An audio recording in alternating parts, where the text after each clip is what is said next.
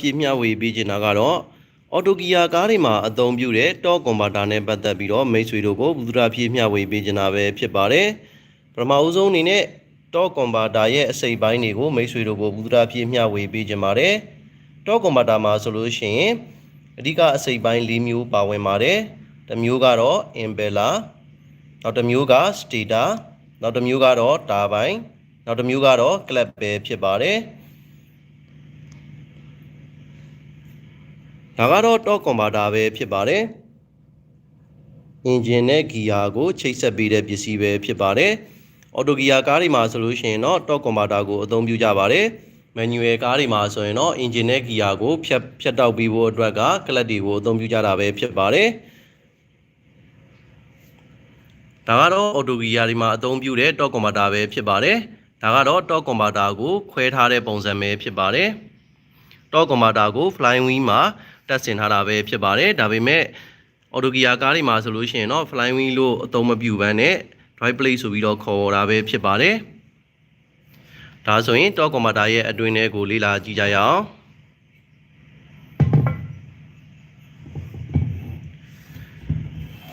ဒါကတော့တော့ကွန်ပျူတာကိုခွဲခြမ်းစိတ်ပြထားတဲ့ပုံစံပဲဖြစ်ပါတယ်ဒါကတော့ impeller ပဲဖြစ်ပါတယ်ဒါကတော့ stator ပါဒါကတော့တာဘိုင်ပဲဖြစ်ပါတယ်ဒီနေရာမှာ shell ဝင်ဖို့အတွက်က key line တွေရှိပါတယ်ဒါကတော့ gear box ရဲ့ input shell ဝင်တဲ့ line ပဲဖြစ်ပါတယ်ဒီရဲ့နောက်မှာဆိုလို့ရှိရင်တော့ clutch ဆိုတာပါဝင်မှာပဲဖြစ်ပါတယ်ဒါဆိုရင်တစ်ခုချင်းစီကိုအသေးစိတ်ရှင်းပြပေးပါမယ်ဒါကတော့ impeller ပဲဖြစ်ပါတယ်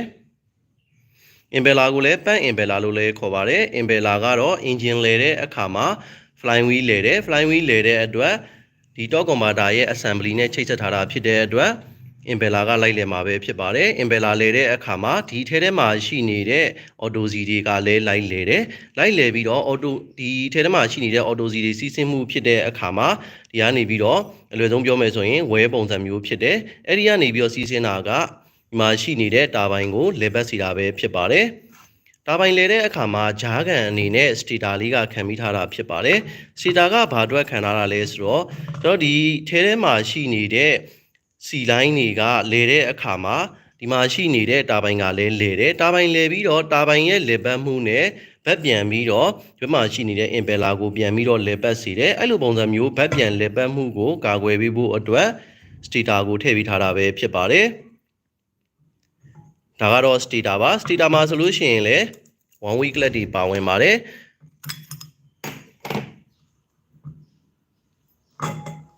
ဒါတော့အတွင်းထဲမှာလို့လှည့်ကြည့်ရင်သိတာပါတယ်တစ်ဖက်ကိုပြောင်းမြန်လုံးဝလှည့်လို့မရပါဘူးတစ်ဖက်ကိုပဲလှည့်လို့ရပါတယ်ဒီလိုပုံစံမျိုးတော့လှည့်လို့ရပါတယ်ဒါပေမဲ့ဘက်ပြန်ပြီးလှည့်လို့မရပါဘူး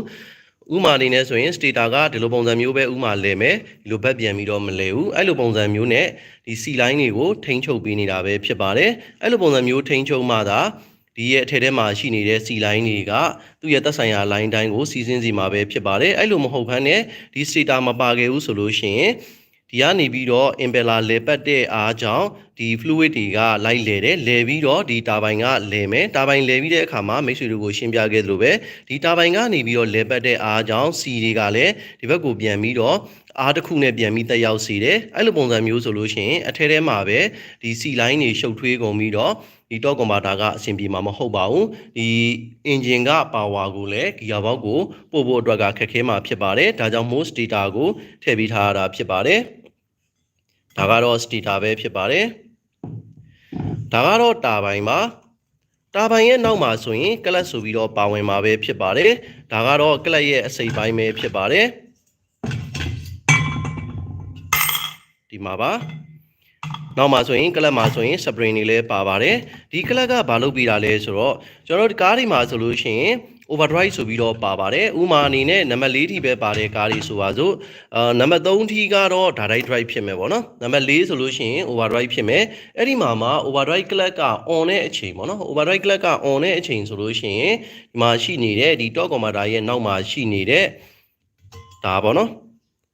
ကျွန်တော် clutch ကအလုပ်လုပ်ပေးတာဖြစ်ပါတယ်သူ့ရဲ့နောက်ကျောကို auto စီတွေကစီးဆင်းတယ် auto စီးဆင်းပြီးတော့ ဒီကလပ်ကိုသူကရှေ့ကိုတွန်းပေးတယ်တွန်းပေးခြင်းအပြင်တော့ကွန်မာတာနဲ့ကျွန်တော်ဂျားကန်ပေါ့နော်တော့ကွန်မာတာက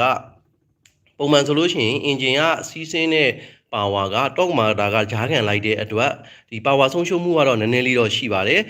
တကယ်လို့ဒီမှာရှိနေတဲ့ overdrive အလုပ်လုပ်တဲ့အခါမှာ overdrive ကလပ်ကနောက်ကနေပြီးတော့ဒီတွန်းအားတစ်ခုနဲ့ဒီနောက်မှာပေါ့နော်ကျွန်တော်ဒီ pressure C ရဲ့ pressure နဲ့လိုမျိုးတွန်းလိုက်တယ်ဆိုလို့ရှိရင်တော့ကွန်မာတာကလုံးဝဆက်သွားတဲ့ပုံစံမျိုးဖြစ်သွားတယ်အဲ့ဒါကြောင့်မို့အင်ဂျင်ကတပတ်လဲရင်ဂီယာဘောက်ကလည်းတပတ်လဲအောင်တော့ကွန်မာတာကဓာတ်ရိုက်ချိတ်ဆက်တဲ့ပုံစံမျိုးဖြစ်သွားပါတယ်ဒါကတော့ overdrive အချိန်တွေမှာလှုပ်ဆောင်ပေးတဲ့ပုံစံပဲဖြစ်ပါတယ်ပုံမှန်အချိန်တွေကျွန်တော်တို့ဒီ number 1တွေ2တွေ back gear တွေလိုပုံစံမျိုးဖြစ်နေတဲ့အချိန်မှာဆိုရင်တော့ဒီ engine ကတပတ်လည်မယ်ဆိုရင် gear ဘောက်ကသူ့ထက်နည်းနည်းလေးတော့လျော့မယ်။ဘာကြောင့်လဲဆိုတော့ torque converter ထဲမှာ loss လေးနည်းနည်းရှိပါတယ်။ဒီလက်ပတ်မှုကနည်းနည်းလေးတော့ဆုံးရှုံးမှာဖြစ်ပါတယ်။ဒါကြောင့်မို့သူက overdrive အချိန်ဒီမှာဆိုရင် gear ဘောက်ထဲမှာလည်း overdrive အတွက်ကို solenoid ရှိပါတယ်။အဲ့ဒီ solenoid ကနေပြီးတော့အလုပ်လုပ်မယ်။အလုပ်လုပ်ပြီးတော့ C line ကလည်းသူ့ရဲ့နောက်ကျောကိုဝင်မယ်။ဝင်ပြီးတော့ဒီကနေပြီးတော့မှအလွယ်ဆုံးပြောမယ်ဆိုလို့ရှိရင်ဒီမှာရှိနေတဲ့ဒီ impeller ရဲ့ပြီးရင်တာဘိုင်ရဲ့ကို sorry တာဘိုင်ရဲ့ကိုနှစ်ခုကကတ်သွားတဲ့ပုံစံမျိုးပေါ့နော်နည်းနည်းလေးရှေ့ကိုတွန်းလိုက်တယ်အဲ့ဒီအတွက်သူက impeller နဲ့တာဘိုင်နဲ့က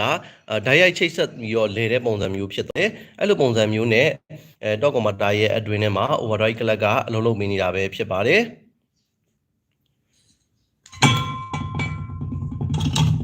ဒါဆိုရင်ကျွန်တော်တစားစီပြန်ပြီးတော့ပြန်တက်ကြည့်လိုက်မယ်ကျွန်တော်ဒါကတော့တာဘိုင်းပဲဖြစ်ပါတယ်တာဘိုင်း runner လို့လည်းသုံးကြပါတယ်တချို့ရဲ့စာတွေထဲမှာကတော့တာဘိုင်း runner လို့ခေါ်ကြပါတယ်เนาะအဲ့တော့ကျွန်တော်ဒီဂီယာဘောက်ရဲ့အဝင်ရှက်နဲ့တာဘိုင်း runner ကချိတ်ဆက်ပေးထားတာဖြစ်ပါတယ်အဲ့တော့ကျွန်တော်ဒီ auto gear တွေမှာ torque converter ကတော့ပြတ်ခဲပါတယ် torque converter ပြတ်တယ်ဆိုတာကတော့နည်းတယ်ပေါ့နော်ဒါပေမဲ့လည်းတစ်ခါကျရင် torque converter ကအထက်တွေကဒီ stator အလုံးမလုပ်တာပဲဖြစ်ဖြစ်ဒါမှမဟုတ်ရင်တဲကရှိတဲ့အစိပ်ပိုင်းတစ်ခုလုံးမလုပ်တာပဲဖြစ်ဖြစ်ဒီ torque converter ပြည့်စည်တဲ့အခြေအနေလဲကြုံပါတယ် torque converter ပြည့်တယ်ဆိုလို့ရှိရင်တော့ torque converter ကအလုံးလိုက်လဲရပါတယ်ကျွန်တော်ဒါကတော့ဒီထဲမှာရှိနေတဲ့အစိပ်ပိုင်းတွေကိုပြကျင်တဲ့အတွက်ကိုခွဲထားတာဖြစ်ပါတယ်ပုံမှန်ဆိုရင်တော့ torque converter ကခွဲပြီးတော့ပြင်တာထက်အလုံးလိုက်လဲတာများပါတယ်နောက်တစ်ချက်က torque converter တွေကိုလဲတဲ့အခါမှာသူ့ရဲ့ engine နဲ့ကိုက်ညီတဲ့ torque converter အမျိုးအစားကိုလဲပေးဖို့လိုအပ်ပါတယ်မဟုတ်ဘဲနဲ့ကျွန်တော်က torque converter ကသူ့ရဲ့အလုံးစိုက်ကကြီးနေတာဒါမှမဟုတ်ရင်သေးနေတာဆိုလို့ရှိရင်လည်းပြဿနာရှိပါတယ်ဘာကြောင့်လဲဆိုတော့ torque converter ကပုံမှန်ကတော့ engine နဲ့ gear ဘောက်ကိုချိတ်ဆက်ပေးတဲ့အလုပ်ကိုလှုပ်ဆောင်ပေးတာတော့မှန်ပါတယ်ဒါပေမဲ့ဒီ torque converter ပါတဲ့ကားတွေမှာ engine မှာကdrive plate ပဲပါပါတယ်သူ့မှာဒီ flying wheel မပါဘူးဗောနော် weight တုံးမပါဘူး drive plate ကလည်းပါလေးအဲ့အတွက် engine ကလေပတ်ဖို့အတွက်ဆက်ပြီးတော့ဗောလေပတ်ဖို့အတွက်ကဒီအရှိန်လိုပါတယ် weight တုံးလိုပါတယ်အဲ့ဒီ weight တုံးအနေနဲ့လဲ torque converter ကလှုပ်ဆောင်ပေးတာဖြစ်ပါတယ်ဒါကြောင့်မို့အဲ့လိုမျိုးဒီ weight တုံးအနေနဲ့လှုပ်ဆောင်ပေးတာဖြစ်တဲ့အတွက်မိတ်ဆွေတို့ကိုရှင်းပြခဲ့သလိုပဲ torque converter ကအရန်ကြီးနေတာသို့မဟုတ်သူ့ရဲ့ site နဲ့ဒီအရန်ကြီးသွားတာသို့မဟုတ်သူ့ရဲ့ site ထက်သေးသွားတာတွေဆိုလို့ရှိရင် engine အတွက်လည်းမကောင်းပါဘူး gear ဘောက်အတွက်လည်းမကောင်းပါဘူးဒါကြောင့်မို့ဒီ torque converter တွေကိုလဲတော့မယ်ဆိုလို့ရှိရင်သူ့ရဲ့site နဲ့တူတဲ့ဟာပေါ့နော်ဒီကားရဲ့ engine မှာဒီ gear ဘောက်မှာအသုံးပြုတဲ့ torque converter မျိုးဖြစ်ဖို့တော့လိုအပ်ပါတယ် torque converter ကိုမကောင်းဘူးဆိုလို့ရှိရင်တော့အသစ်လဲပေးရမှာဖြစ်ပါတယ်အသစ်ကတော့ရဖို့ခက်ခဲတာဖြစ်တဲ့အတွက်ဒီအကြတွေအဟောင်းတွေကနေပြီးတော့ကောင်းတာကိုလဲပေးရမှာဖြစ်ပါတယ်နောက်တစ်ချက်ကတော့ torque converter ကိုဒီ gear ဘောက်ထဲကိုတက်ဆင်တဲ့အခါမှာ torque converter ကိုတေချာလေးအထိုင်ကြအောင်တက်ဖို့အတွက်လိုအပ်ပါတယ်torque converter အထိုင်မကျတဲ့အခါမှာလည်းပြဿနာတွေအများကြီးပဲကြုံနိုင်ပါတယ်ဥပမာအနေနဲ့ကျွန်တော်ဒီမှာဆိုရင်ဒါဂီယာဘောက်ဘက်ချမ်းမှာတက်မဲ့နေရပါတော့ဒီမှာဆိုရင်အဟာလေးရှိပါတယ်ဒီအဟာလေးကသူ့ရဲ့ဒီဂီယာဘောက်ရဲ့အတွင်းထဲမှာရှိနေတဲ့အထက်ထဲကိုတေချာကျဖို့လိုအပ်ပါတယ်အဲ့လိုမဟုတ်ဘဲနဲ့ထောက်နေတာဆိုလို့ရှိရင်လည်းအထက်ထဲမှာရှိနေတဲ့အသွားတွေပျက်စီးနိုင်တယ်လို့ဂီယာဘောက်မှာလည်းပြဿနာရှိနိုင်ပါတယ်ဒါကြောင့်မို့ကျွန်တော်torque converter ကိုဒီဂီယာဘောက်မှာတက်ဆင်တဲ့အခါမှာ2ထစ်3ထစ်လောက်ရှိပါတယ်အထဲထဲကိုတေချာကြအောင်လှည့်ပြီးတော့တေချာထည့်ဖို့လိုအပ်ပါတယ်ထောက်နေတယ်ဆိုလို့ရှိရင်ကျွန်တော်ဂီယာဘောက်တွေအင်ဂျင်မှာပြန်ပြီးတက်ဆင်ပြီးတော့မှထောက်နေတာပါညာဖြစ်တယ်ဆိုလို့ရှိရင်ပြန်ပြီးတော့ဗောနော်ဂီယာဘောက်ပြန်ချပြီးတော့မှဒီ torque converter ကိုပြန်ထည့်ရမှာဖြစ်တဲ့အတွက်ကိုအလုပ်တွေလည်းပို့ပြီးတော့ရှုပ်ပါတယ်အချိန်တွေလည်းကုန်တယ်ငွေတွေလည်းကုန်မှာဖြစ်ပါတယ်ဒါကြောင့်မို့ torque converter ကိုတက်ဆင်တဲ့အခါမှာလည်းတေချာလေး queue site ပေးဖို့လိုအပ်ပါတယ်မိတ်ဆွေတို့ကိုဒီဗီဒီယိုဖိုင်လေးမှာကျွန်တော်ဘူးသူရအဖြစ်ရှင်းပြပေးခဲ့တာကတော့ torque converter ရဲ့အတွင်းထဲမှာရှိနေတဲ့အစိပ်ပိုင်းတွေဖြစ်တဲ့impeller တွေ stator တွေ turbine runner တွေ clutch တွေနဲ့ပတ်သက်ပြီးတော့မိတ်ဆွေတို့ကိုဘူးသူရအဖြစ်ရှင်းပြပေးခဲ့တာဖြစ်ပါတယ် ကျွန်တော်ဗီဒီယိုဖိုင်လေးကိုအဆုံးထိကြည့်ရှုပေးတဲ့အတွက်ကျေးဇူးအများကြီးတင်ပါတယ်ခင်ဗျာ